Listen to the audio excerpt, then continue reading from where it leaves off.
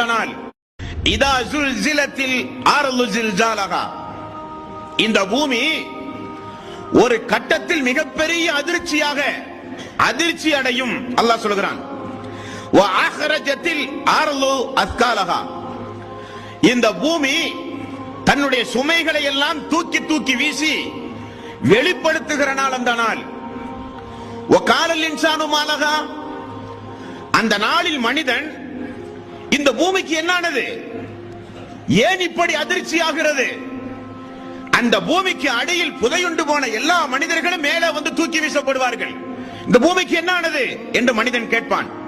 பூமி பேசுகிறது, யௌமைதின் துஹத்திசு அக்பாரஹா, அது தன்னுடைய செய்தியை அறிவிக்கும் இறைவனுடைய கட்டளையின்படி பூமி பேசும் என்று அல்லாஹ் சொல்கிறான்.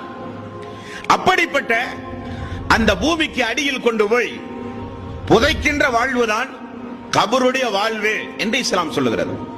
அதுதான் பர்ஸக்குடைய வாழ்வு. மனிதன் இந்த உலகத்தில் விடை பெற்று மரணித்து விட்டான் என்றால் அவனுக்கு அல்லாஹ்வின் புறத்திலே ஒரு வாழ்வு உண்டு. மறுமை நாளுக்கு முன்னதாக இயற்கையாக மரணித்து பூமிக்கடியில் தோண்டி புதைக்கக்கூடிய மனிதனாக இருந்தாலும் சரி, எரித்து சாம்பலா